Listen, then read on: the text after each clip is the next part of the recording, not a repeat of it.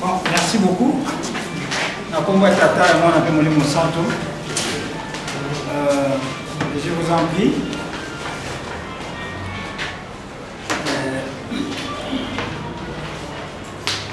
Nous allons utiliser deux langues, voire même trois langues, c'est-à-dire le français, le lingala et puis, si vous voulez, le kikongo. Pourquoi le kikongo? Parce que kikongo, c'est la langue qui accompagne l'écriture négro-africaine, n'est-ce pas, non? Parce que Papa Simon Kimbangu, qui est le révélateur de cette écriture, lui-même, il sort de la culture Congo, là où on parle la langue Congo, Kikongo. N'est-ce pas, non? Voilà. Donc, raison pour laquelle nous allons utiliser trois langues. Le français, le lingala et le Kikongo. En ce qui me concerne, je maîtrise trop bien le Mumukutuba. Vous appelez ça Kikongo à l'État. C'est toujours le Kikongo. Voilà. Merci beaucoup. Au nom du Père, du Fils et du Saint-Esprit. On nous a donné 45 minutes, mais malheureusement, 45 minutes, c'est tellement trop peu. Mais je ferai de mon mieux pour essayer un peu d'être un peu bref. Et d'autres choses qu'on ne va pas expliquer, peut-être quand vous allez poser des questions, certainement on pourra répondre. Bon, je pense que si je parle en français, tout le monde écoute bien, non? Il n'y a pas quelqu'un qui a des difficultés. Parce que nous, on est un peu beaucoup plus habitués en français, mais ça ne dérange pas. Avec les lingala aussi, c'est notre langue. Je vous en prie. Donc, vous allez m'excuser si j'utilise tellement trop le français. Bon, tel que Papa Nzinga nous a dit, la fiche technique a été faite. Mais malheureusement, comme il est malade, bon, on n'a pas saisi la fiche technique. Sinon, normalement, tout le monde allait avoir sa fiche. Bon, on va aller tellement vite parce que si chacun de nous avait sa fiche, ça aurait dû nous faciliter la tâche. N'est-ce pas, non? Bon, qu'à cela ne tienne, je vais lire rapidement et après, on va rentrer dans le vif du sujet. Bon, aujourd'hui, le sujet du jour, comme nous avons des tableaux, c'est bien. Notion sur la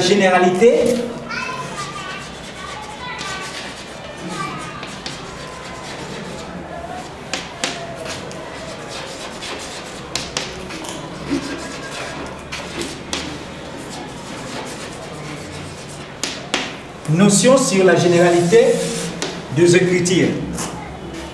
C'est très important, je vous en prie. Nous sommes de Nkwamazai ou bien de Nkwandoenga ou bien des acteurs de Mandome. Une nouvelle science, une nouvelle épistémologie. Alors, je vous en prie, c'est tout un concept, l'écriture. Alors, quelqu'un qui veut normalement rentrer dans l'étude d'une écriture, il doit avoir une notion générale de l'écriture en soi. Pour l'écriture, il faut ailler à l'écriture et bandaki wapi, définition nango ezali nini, importance nango ezali nini, pertinence nango ezali nini, et puis banani bandaki makamona écriture, peuple nini. Vous me saisissez, hein?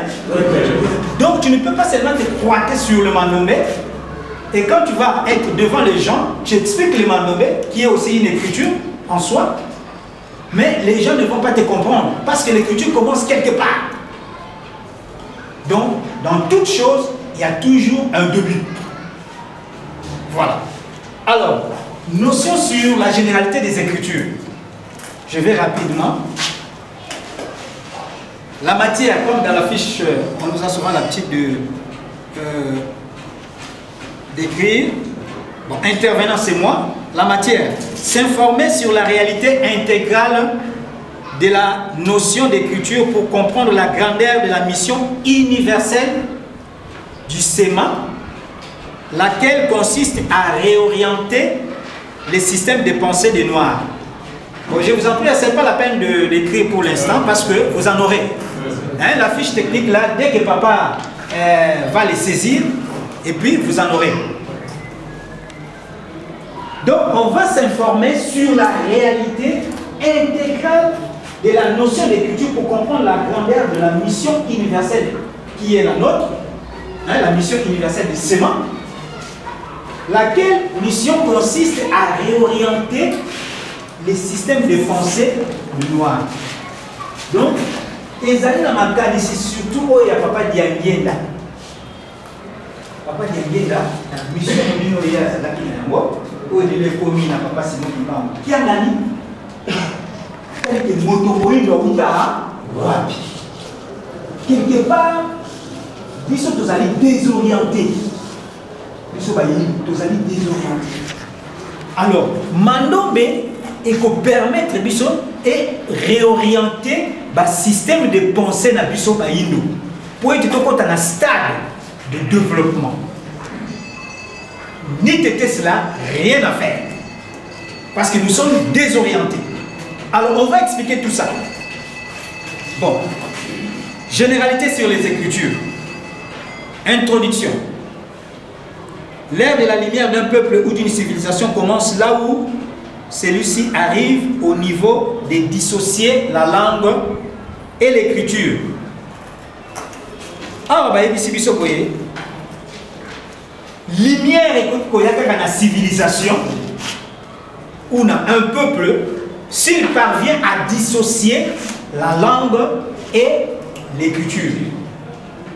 Parce qu'il y a beaucoup de gens qui confondent l'écriture à la langue. L'écriture n'a pas la langue. C'est déjà un défaut. Parce que la langue, c'est une autre chose. C'est une chose. L'écriture, c'est une autre chose. Mais ce sont des éléments coexistentiels qui vont ensemble. D'ailleurs, vous les connaissez déjà. C'est une matière, je suis en train de faire seulement un rappel, mais je pense bien que vous connaissez cela. Alors, ça serait mieux pour ceux-là qui n'ont pas eu cet espace de temps pour mieux comprendre cela. Parce que nous devons saisir cette portée. Sinon, à quoi bon on peut nous appeler des acteurs de Mandombe, des Nkwamaza ou des Nkwanoué et Nkwanoué. Alors, je vais demander à la salle. Qu'est-ce que signifie la langue? Qui peut me répondre? En lingala, en Mounoutouba ou en français? Qu'est-ce que signifie une langue? Qui peut me répondre rapidement? Je vous en prie. Allez-y, papa, rapidement. C'est une support de communication verbale. Merci. Qui peut encore donner une autre définition? Qui peut un peu changer rapidement? C'est un outil qui nous sert pour se communiquer. Très bien, merci beaucoup. Vous pouvez être ah oui, hein? Parce que ce n'est qu'une petite définition, mais tu pourras voir certaines personnes auront des difficultés pour répondre. Une définition simple. La langue, c'est l'expression orale d'un peuple ou d'une civilisation. C'est simple. C'est l'expression orale. C'est la communication, bien entendu, mais c'est l'expression orale. Alors, la définition maintenant de l'écriture. Qui peut me donner la définition de l'écriture? Qu'est-ce que signifie donner la définition de l'écriture? Une écriture, c'est quoi? Non, ce n'est pas toi qui vas répondre encore. Il faut une autre personne. Mandombe oye. Ouais. Papa Simon Kimbango oye. Ouais. N'a pas tout ça binoté hein. Mais ils ont ça là na biso. Parce que yo okende ko nous sali ba dessin, on sali quoi tout les pas on va nous okende pas OK titi. Mais là retourner écriture c'est quoi? Tu ne peux pas répondre. On va te prendre pour un ridicule. N'est-ce pas non? Non, oui. Allez, papa, allez-y rapidement. L'écriture, c'est l'identité des peuples. C'est l'identité des peuples. Merci beaucoup, mais qui peut encore donner une très bonne définition qui correspond à ma vie? Une autre personne, je ne veux pas que ça fasse seulement toi. S'il te plaît, hein, parce que la salle, on est nombreux. Allez, qui peut encore donner une autre réponse? L'écriture, c'est la forme de la pensée d'un homme, mais qui s'exprime par les écrits. Merci beaucoup, c'est bien, mais allez pas rapidement, sinon on perd le temps. L'écriture, c'est un symbole, n'est-ce pas, pour écrire des langues. Voilà, c'est bon. Allez, voilà. C'est une support de la communication écrite. Merci. Bon, écoutez, vous savez, hein, les Français disent ceci. Quand les Français parlent, ils parlent un français simple. Mais quand des gens qui ne sont pas français, qui ne sont pas de cette langue-là, quand ils parlent la langue française, ils se compliquent. Hein, comme souvent on dit des gros mots, tout ça, des mots difficiles. C'est pour cela, eux-mêmes, quand ils font les informations, ils disent le français facile. Hein, vous suivez ça à la RFI, non? Le français facile.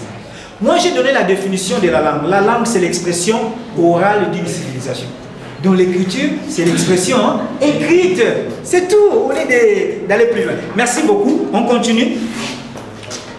Ça, ce sont des définitions. Mais il y a aussi une définition étymologique d'une écriture. La définition étymologique, les concepts écriture tirent ses origines du mot latin qui signifie scriptura. Scriptura. Ça, c'est un concept latin. Donc, chacun de nous doit savoir l'écriture vient de très loin. Donc, la définition étymologique d'une écriture, ça vient du mot latin scriptura. Et scriptura, c'est la déclinaison du verbe scriber. Et scriber qui signifie graver. Qui peut encore ajouter graver où nos peuples, hein, dans la préhistoire, comme ils n'avaient pas une écriture, qu'est-ce qu'ils faisaient? Ils gravaient sur le pierre. Et puis ils faisaient encore quoi? Nous tous nous avons appris l'histoire. Ils faisaient encore quoi? Ils creusaient aussi. N'est-ce pas, non? Voilà. Scriber signifie graver ou bien creuser. Je pense que c'est clair. Voilà. Donc l'écriture vient du mot ou du concept ou du terme latin qui signifie scriptura. Scriptura. Et scriptura vient du verbe scriber, toujours en latin, mais en français, graver ou creuser. Ça, il faudrait que ça reste dans la tête. Ça va, hein, papa? Ça va, maman? Le maman, ça va? Merci beaucoup. Alors, maintenant la définition classique, parce qu'on a donné la définition étymologique, ça vient du mot latin scriptura. La définition maintenant classique. La définition classique d'une écriture, l'écriture est l'ensemble des signes graphiques conventionnels utilisés pour codifier le son et les tons d'une langue. C'est l'ensemble des signes graphiques conventionnels utilisés pour codifier le son et les tons d'une langue. Parce que si vous avez ça son, un ton. Alors pour codifier son, un ton, on ne va pas utiliser l'écriture. Parce que son, un ton, on a une langue. Je pense que c'est clair.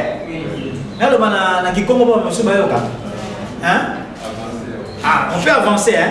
Voilà, allez. Je vous en prie. Ah non, ne vous en faites pas. Vous en aurez dans la fiche pour gagner du temps. Raison pour laquelle si la fiche était là, on aurait dû déjà aller un peu plus loin. Mais ça ne dérange pas. Hein? Quand cela ne tient, papa fera des fiches. Bon, on rentre directement parce que je voulais mettre ici le plan de la leçon d'aujourd'hui, mais malheureusement compte tenu du temps. Donc, dans le plan de la leçon, il y a la généralité sur les écritures, les définitions qu'on vient d'étudier tout à l'heure, l'importance et puis la circonscription géographique des écritures.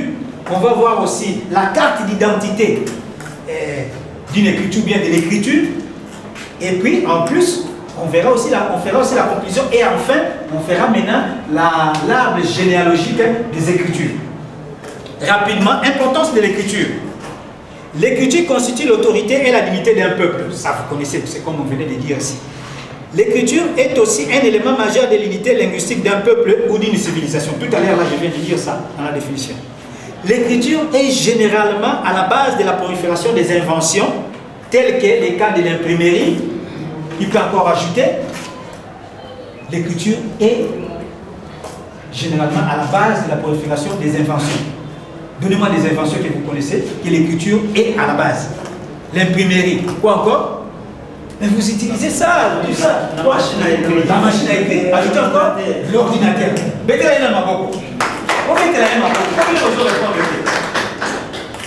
Je vous en prie. moi je suis Kwamazaï, je suis Kekete de Mandombe, vous êtes aussi des Kwamazaï. Hein? Quand tu es devant les élèves, parce qu'aujourd'hui vous êtes devenus comme des élèves, nous bien des étudiants, hein? Il faut qu'il y ait quoi? Hein? Communication entre moi et vous. Sinon, si moi je suis devant ici, je suis en train de parler, vous ne faites que m'écouter, c'est pas bien. Il faut qu'il y ait une communication. Hein? Voilà. Alors, je donne un exemple. Jean-Paul Sartre, vous les connaissez, non? Jean-Paul Sartre. Il est de quelle nationalité? Jean-Paul Sartre. Français. Lui, il avait dit ceci. Maîtriser l'écriture, c'est détenir les moyens pour conquérir le monde. Maîtriser l'écriture, c'est détenir les moyens pour conquérir le monde. Ceux qui ont maîtrisé l'écriture, donc aux Ubibuneli, il y a conquérir Mokili. Donc, puisque tu maîtriser ma nombre qui toque, on va contourner en oignon. Donc, puisque tu es à la conquête du monde. Est-ce que vous les saisissez? Oui. Donc, il ne faut pas blaguer. C'est-à-dire, toute civilisation doit nécessairement passer par l'écriture. Parce que si vous êtes une civilisation et que vous n'avez pas une écriture, je vous en prie, vous n'êtes pas totalement ou complètement une civilisation. Je donne la définition de la civilisation. La civilisation, c'est l'ensemble des caractères propres ou les valeurs propres à la vie d'un peuple. Vie artistique, vie matérielle, vie scientifique, vie ainsi de suite d'un peuple. C'est ça la définition d'une civilisation. Mais je vous en prie, un peuple ne peut être appelé civilisé quand il remplit les 5 conditions fondamentales ou les 5 éléments fondamentaux. 1. Je parle de la civilisation, hein, parce que nous sommes en train de parler de l'écriture, mais l'écriture aussi c'est une partie de la civilisation. Je parlais des 5 conditions fondamentales pour qu'un peuple soit considéré civilisé. 1. Premièrement, nous avons la religion. Bon, comme vous voulez, je vous en prie. Vous voulez commencer par la religion? On commence par la langue. 2. L'écriture. 3. La religion. 4. C'est quoi? Qui connaît? La politique. Et 5. Non. 5. La technologie. Ou carrément la science. Alors, quand vous avez déjà la religion, automatiquement vous devez avoir quoi? Les calendriers tels que vous venez de dire. Calendrier. Je prends un exemple. La civilisation chinoise. Est-ce que les Chinois ont une langue? Répondez. Oui. Les Chinois ont une écriture? Oui. Les Chinois ont une religion? Oui. Laquelle? Bouddhisme. Merci beaucoup. Les Chinois ont une politique? Oui. Oui, il y a une politique chinoise. Quand ils donnent pas pour recevoir avec les intérêts. Ah oui, raison pour laquelle beaucoup de pays africains, ils tournent le dos vers la Chine. Ils tournent le dos pour aller vers la technologie ou la science. Les Chinois ont une technologie ou une science. Exactement. Donc les Chinois remplissent les 5 conditions fondamentales pour qu'ils soient civilisés. Donc les Chinois sont civilisés parce qu'ils ont une civilisation. Oui ou non? Oui. Mais regardez par exemple, nous, les Noirs. Nous les Noirs. Est-ce que nous avons des langues? Oui. Oui. Laquelle par exemple? Les Kikongo, les Lingala, les Mochi, les Vili, les Mounoukoutou, ainsi de suite. Même si on appelle ça des dialectes, mais c'est des langues aussi. Est-ce que nous avons une écriture? Amen. Comme vous dites à peine, donc quelque part, comme nous sommes encore en minorité, on peut dire que c'est comme si on n'a pas une écriture. Alors, raison pour laquelle nous devons aller à la conquête. N'est-ce pas non? Nous devons conquérir tous ces mondes-là. Et nous avons le pouvoir. Parce que quand tu maîtrises l'écriture, tu as le pouvoir. Le pouvoir d'aller conquérir. Donc chacun de nous a un pouvoir maintenant là, avec les mandats. Ne vous en faites pas. Alors, est-ce que nous avons une politique? Oui. Les Noirs? Non, il n'y en a pas. Il n'y en a pas une politique. La seule politique que moi je connais, c'est la politique des Titani par exemple. Je ne peux pas s'y moquer. Ah oui, hein? Vous rigolez? Je vous en prie. Avec les Titani, ils sont tous allés dans la paix. Et les autres commencent à suivre, même les ministres, ils font un combat pour essayer un peu de voir les bilans de papa Menza. Comment vous avez fait pour avoir tout ça? Je vais vous ajouter un point. À part ce que vous avez dit là, il y a encore une autre. C'est auto-prendre en charge ce que Papa Diagne nous faisait pour se prendre en charge nous-mêmes. Donc, écoutez, si je parle pas des c'est comme si on avait bien mot brique-brique. C'est-à-dire les systèmes que Papa nous amène. C'est une autre politique. Mais on viendra là-bas après. Peut-être dans une autre séance. Je vous en prie, papa, qu'on continue rapidement. Ça, c'est seulement. Non, mais religion. Est-ce qu'on a une religion? Ah, voilà. Est-ce que les Noirs ont des religions?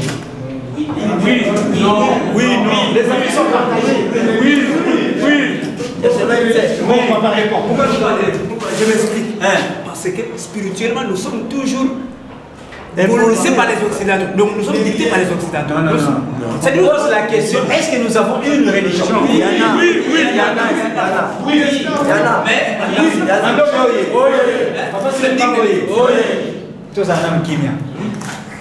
bon, l'église qui m'a mis, c'est pas une religion.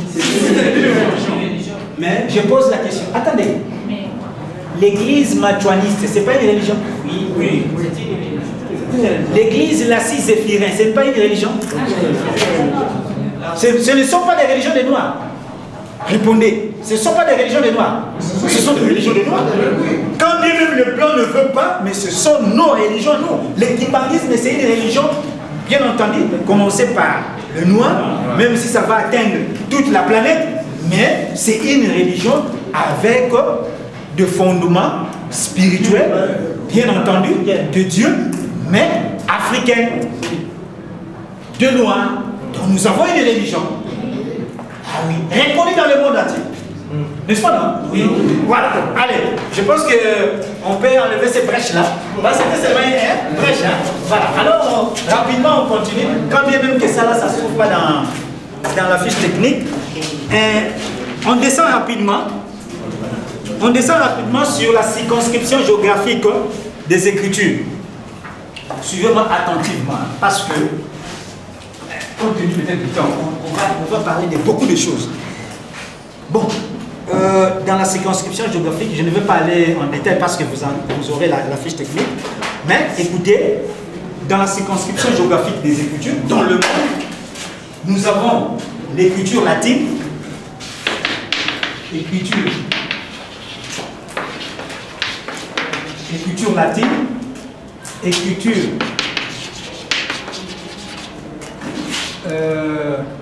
arabe, écriture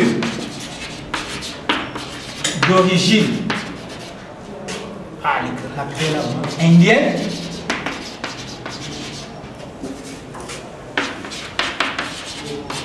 et puis la quatrième c'est l'écriture chinoise. Donc quand on parle de l'écriture chinoise, il faut voir l'écriture coréenne, japonaise, de ce côté-là. Nous avons 4 grandes parties dans le monde. L'écriture latine, l'écriture du monde arabe, l'écriture d'origine indienne, et puis l'écriture chinoise. Je ne vais pas m'atteler là-dessus, parce que quand je vais dresser le tableau sur l'arbre généalogique des Écritures, vous allez tout comprendre. La fois passée, je vous avais parlé des 4 grands courants de pensée. Vous vous souvenez, non? Les 4 grands courants de pensée. C'est-à-dire, 1, nous avons le christianisme, le judaïsme, allez-y, le bouddhisme et puis L'islam. hein? L'islam. L'islam. Qui dit encore? Qui dit là-bas l'écuménisme? 4 grands courants de pensée. Dans le christianisme, qui est, comme on peut dire, le maître, ou bien la personne qui est au devant? Jésus-Christ. Dans le bouddhisme, Bouddha. Dans le judaïsme, oh. Quand on dit judéo-chrétien, on dit le judaïsme. Le père des nations, c'est qui? Le père des nations. On ne lit pas la Bible. Abraham. Hein? Et il manquait quoi? Dans le... J'ai parlé du christianisme, du judaïsme, hindouisme et puis l'islam. Dans l'islam qui est au devant de la scène. Mais le bon Dieu a voulu que, dans tous les 4 grands courants de pensée, qu'il y ait une locomotive de tous les 4 grands courants de pensée. Parce qu'il y a des doctrines là-dessus. Le bon Dieu a voulu que la locomotive de tous les 4 grands courants de pensée soit le christianisme. Raison pour laquelle il a donné son fils unique. Pour qu'il soit, continuez. Voilà. Alors, on continue. Maintenant, on va parler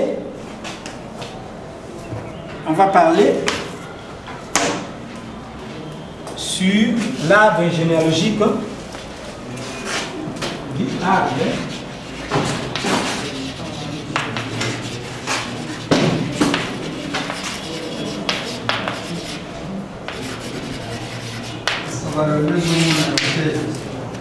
Ça ne dérange pas, hein, même si ça ne se voit pas, vous aurez la fiche.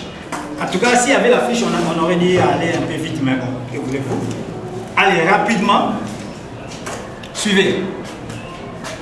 Je parle trop français, je reviens en lingala pour faciliter un peu la tâche. Regardez, la mère des écritures, maman avait l'écriture, nous avons à l'école, les hiéroglyphes. Les hiéroglyphes égyptiens. Mais, les hiéroglyphes égyptiens, Égypte est allé à l'élia mobilité.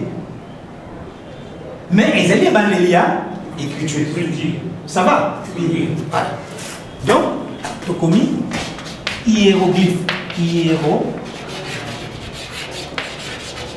Hiéroglyphe. Suivez. Hiéroglyphe égyptien. On nous dit, c'est une écriture. Hein? Ce sont des symboles. Mais malheureusement, cette écriture-là, c'était une écriture illisible. Je vous en prie. Donc, il y a une difficulté. Il y a autant de hiéroglyphes. Ce n'est pas n'importe qui peut lire les hiéroglyphes égyptiens. Donc, ce n'était que, tu vois, depuis cette époque-là, il n'y avait personne, à part eux-mêmes les Égyptiens. Mais chez les Égyptiens, il y avait aussi des scribes qui maîtrisaient cette écriture-là. Ce n'est pas tout le monde qui maîtrisait cette écriture-là.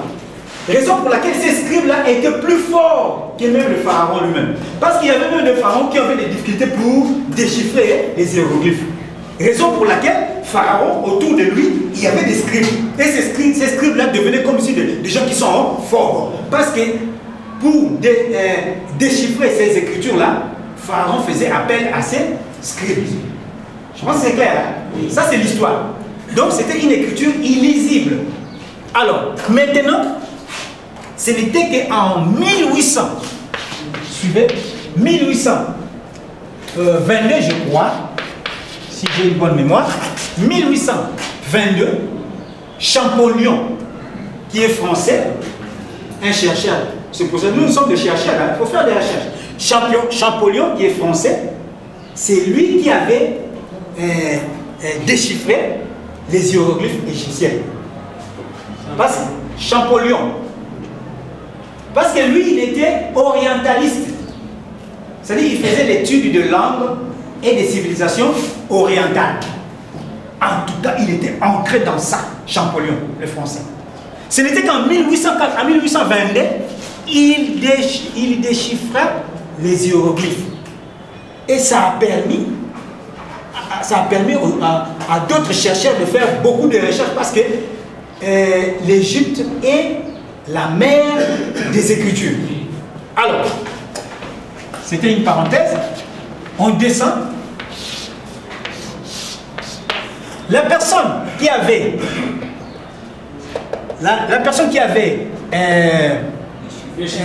non, pas maintenant déchiffré, la personne qui avait inspiré ces écritures-là, c'était une divinité, un dieu.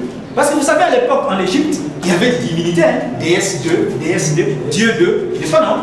Alors, la divinité qui avait inspiré ou révélé cette écriture-là, les hiéroglyphes, il s'appelle, la fois passée, je vous avais dit, il s'appelle Thoth.